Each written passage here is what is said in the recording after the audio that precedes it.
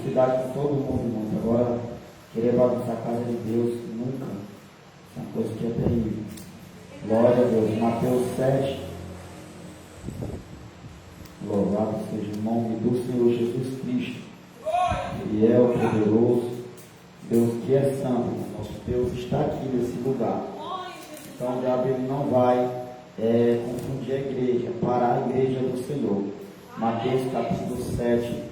Louvado seja o nome do Senhor Jesus Cristo, que é fiel e verdadeiro no nosso meio. E Ele está aqui para fazer milagres na minha e na tua vida, irmão. Glória a Jesus, Senhor poderoso. Glória a Deus, aleluia, Jesus. Santo é o nome de Jesus. Glória a Deus. 7:13. Vira bem isso, se eu vai falar. Glória a Deus. Mateus 7, versículo 13.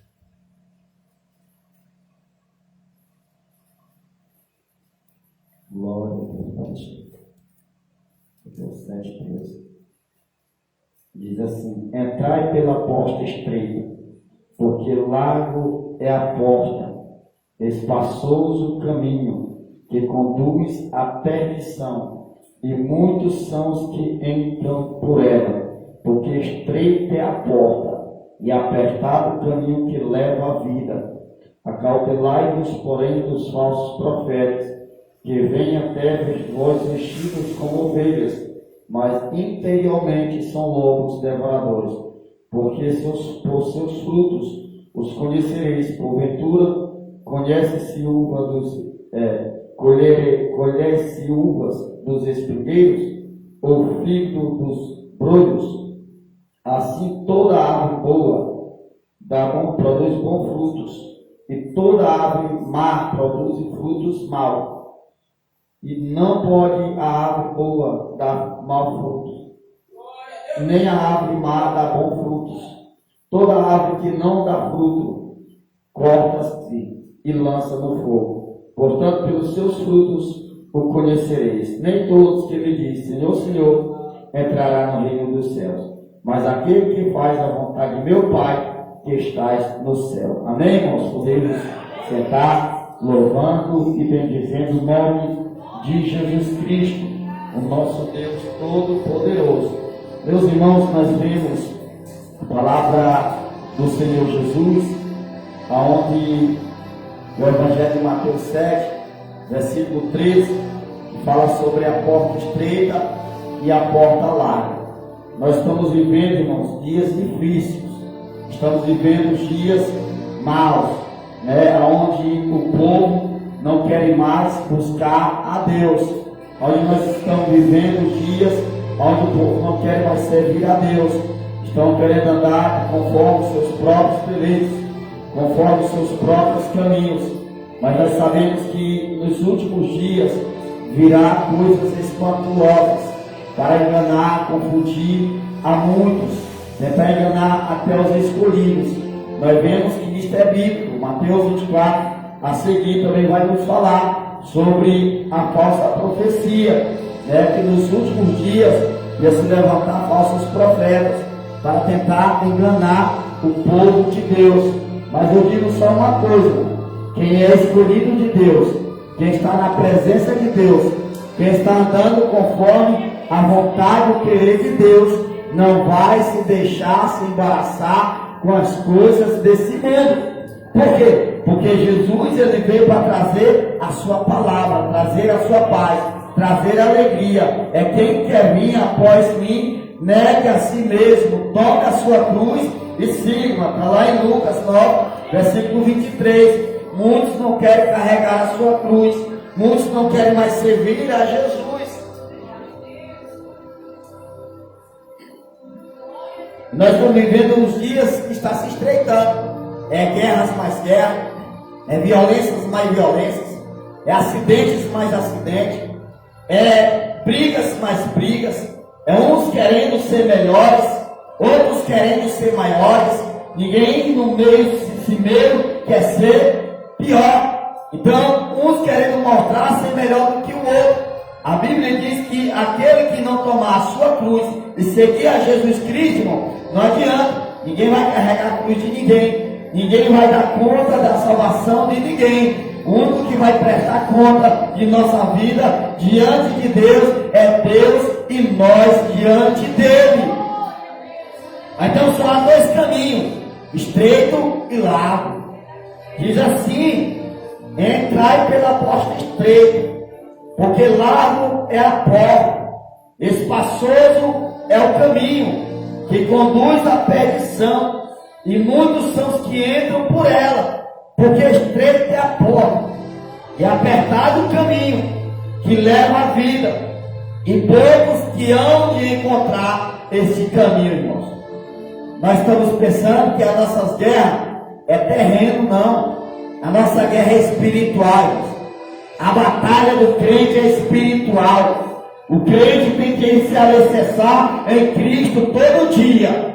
Porque servir a Jesus Cristo não é fácil, não. É fácil para quem quer andar de conforme o seu jeito, conforme o seu querer, conforme a sua própria vontade. Mas andar conforme a vontade de Deus é estreito, irmãos. Servir a Jesus Cristo não é de qualquer maneira, não. A porta se estreita a cada dia. Deus vem apertando dia por dia para ver quem está na sua presença e quem não está. É por isso que Deus, falando nosso Deus Todo-Poderoso, Ele nos põe no caminho de deserto. Ou seja, o deserto para o crente é um ensino para o crente, é um preparo para o crente. Para quê? Para ver mesmo se realmente o crente está em Jesus ou está nas coisas. Se o crente está focado em Jesus ou está focado no mundo. Glória a Deus. Então nós devemos fazer o quê, irmãos? Seguir o caminho da verdade. Porque o caminho largo, espaçoso, é o caminho da perdição. Que caminho da perdição, irmãos? Tudo pode fazer. Tudo você pode fazer. Você pode beber, você pode se prostituir, você pode enganar, você pode agir falsamente, você pode trair, você pode tudo. Mas não pode herdar o reino de Deus. Porque a porta lá, irmão, está abrindo para todos. Nós vimos o que era errado passou a ser certo. E o que era certo passou a se tornar errado. Por quê? Porque muitos não querem mais compromisso com a palavra de Deus. Muitos não querem mais compromisso com a verdade de Cristo. Compromisso em ensinar o verdadeiro caminho da salvação. Como diz o Evangelho de João 14,6, que caminho é esse? Que Jesus é o caminho, Jesus é a verdade, Jesus é a vida. Ninguém vem ao Pai se não for por Jesus. E para conhecer Jesus é através da sua palavra, é através de entrar pelo caminho. O caminho que não leva para a perdição, mas o caminho que leva para a salvação em Cristo Jesus. Eu lembro de antigamente, eu via os crentes, servos de Deus, os separados do Senhor. Eu olhava para aqueles servos e eu dizia assim: rapaz, esses crentes tão novos, os jovens parecem velhos. Os velhos parecem estar mais velhos ainda. Por quê? Porque eu via a forma que andava, se vestia. Esse povo novo fala como gente velho. Por quê? Porque só quem podia, que aconselhava de primeira eram as pessoas de idade. E o crente em Jesus Cristo, irmãos, ele dá bons conselhos. E o bom conselho, para quem não quer ouvir, dizer é coisa de gente velha. Isso é coisa de... Não, nós estamos da atualidade. Nós estamos vivendo a atualidade do dia a dia. Nós temos que estar atualizados. Hoje a vaidade está tão grande, irmão. A prostituição está tão grande. O pecado tem se multiplicado tão difícil dentro das igrejas que você não vê mais a verdadeira essência do Espírito de Deus na vida das pessoas. Você não vê mais aquele brilho da presença do Espírito Santo de Deus. Porque as vaidades, muitos pregam sobre vaidade. E quando se fala de vaidade, pensa que é só os jovens, os novos, os adolescentes. E primeiro a gente via que queria andar com vaidade, mas eram os jovens adolescentes. Hoje já vê gente velha caindo nos pedaços. Mas senhoras caindo no pedaço. Mas você vê, não quer mais ter o cabelo branco. Que é sinal de experiência. A primeira coisa, mete uma lata de tinta no cabelo que parece que passou fogo queimado. Deixou de ser pecado? Deixou de ser vaidade? Não. O que deixaram foi o povo que deixaram de ter a essência do Espírito Santo, porque o povo não quer ficar velho. Irmão, quem diz que velhice sem idade, velhice, irmão, é quando nós não estamos na presença de Deus. Porque quando nós estamos na presença de Deus, pode ter 100 anos, mas se renova na presença do Senhor. Carrega o renovo de Cristo, uma nova criatura, como Paulo ensinou. Se alguém está em Cristo, nova criatura é. As coisas velhas se passaram. E eis que tudo se fez novo. Nós queremos o novo de Deus, mas nós não queremos deixar o velho. Nós queremos viver o novo, mas nós não queremos deixar a velha criatura para seguir o novo. Para nós receber o novo de Cristo, nós temos que largar a mão do velho homem, da velha mulher, do velha criatura e ser novo em Jesus. Aí você vê Nicodemo, irmãos. João 3, ele diz assim: Senhor, como é fazer para me nascer de novo? Pode eu entrar no ventre da minha mãe? Essas palavras sumiu, irmão, dos altares. Não estão se pregando mais não. Porque se pregar, irmãos, hoje, caminho estreito, caminho largo, as igrejas vão ficar vazias, como na igreja do pastor Cleito. Poucas pessoas. Mas são poucas pessoas que têm compromisso com a verdade de Cristo. São poucas pessoas que estão buscando o maior alvo, que é acertar o alvo, que é Jesus. Que estão em busca do maior prêmio, é o prêmio, a coroa da vida, a salvação. A Bíblia diz: guarda o que tem, para que o diabo não roube a tua coroa. A coroa da vida é a salvação. O que nós podemos adquirirmos hoje é a salvação. Que a vida de Jesus está se aproximando e cada dia está se estreitando.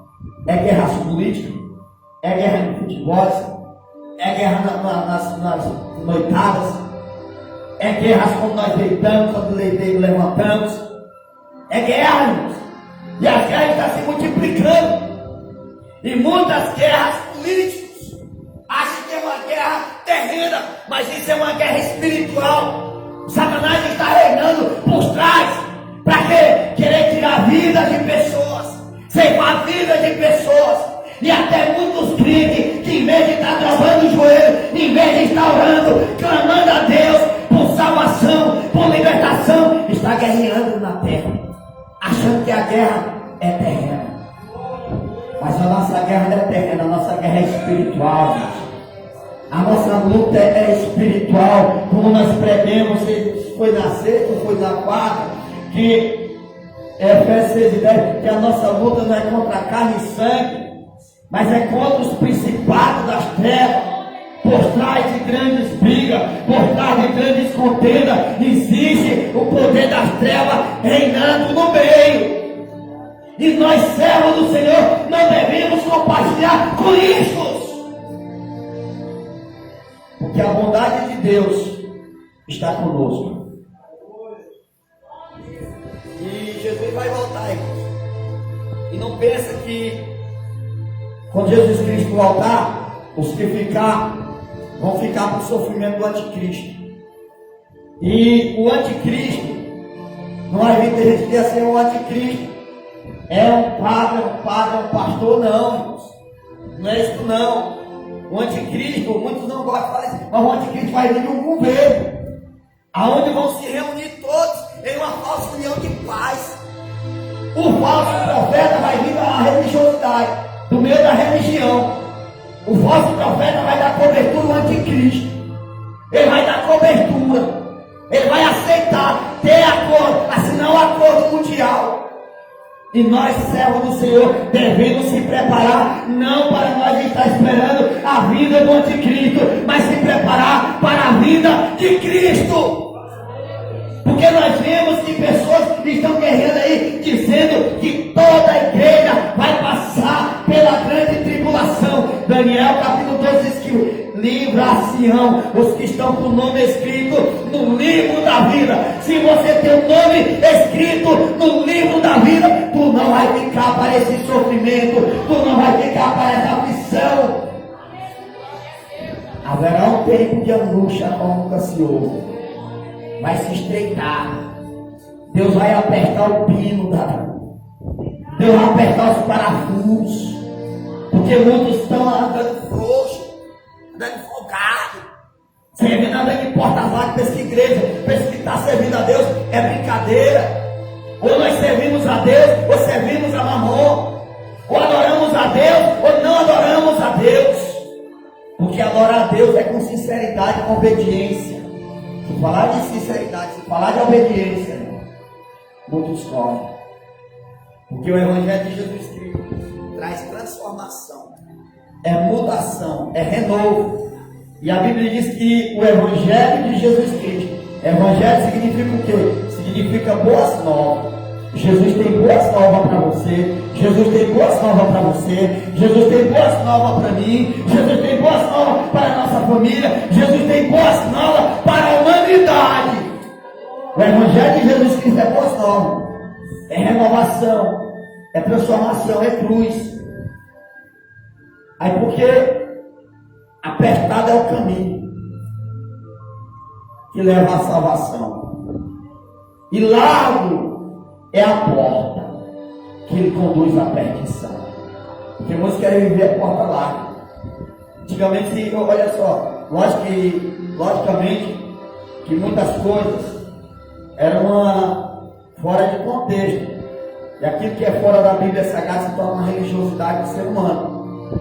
Mas nós andar na presença de Deus, nós estar em obediência ao Senhor nosso Deus, nós estar buscando cada dia Deus, ao Senhor Jesus Cristo, se rendendo nos pés do Senhor Jesus Cristo, isso não é religiosidade não. Sabe o que era religiosidade que estavam fazendo? Era carregando um crucifixo que não era a cruz de Jesus Cristo. É carregando um peso que não é o peso da cruz. O peso que não era o peso da cruz de Cristo Jesus.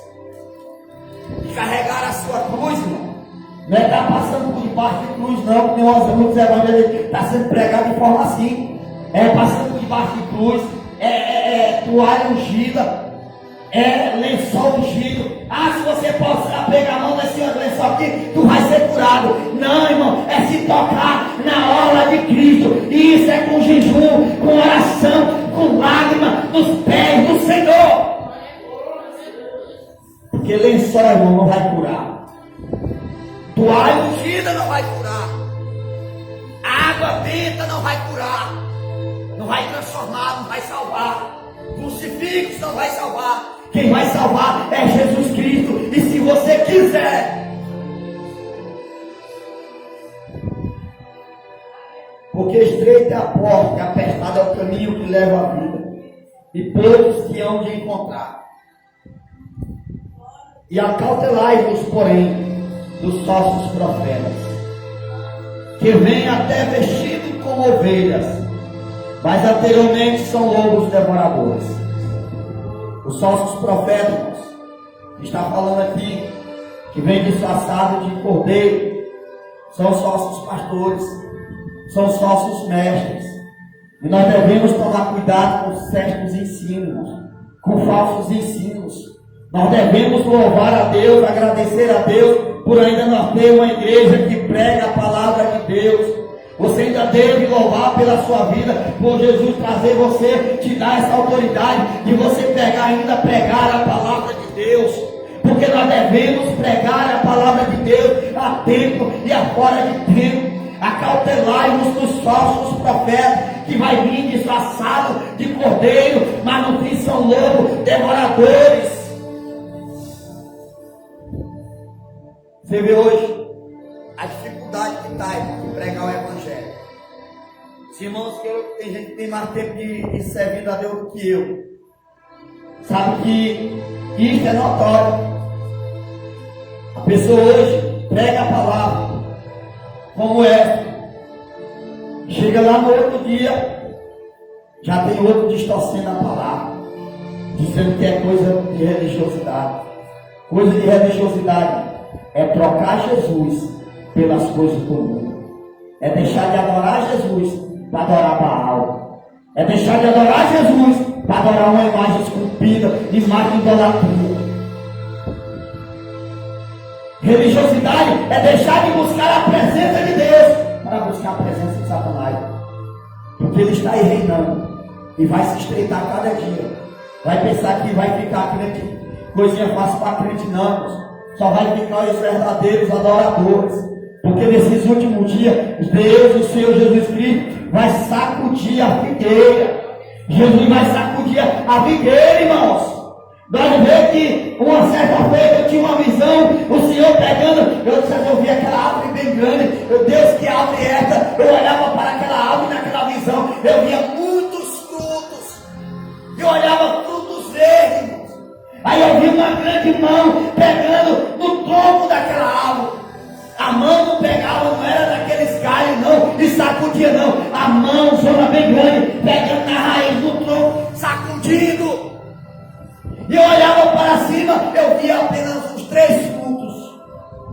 Ainda assim, ó, balançando para cair.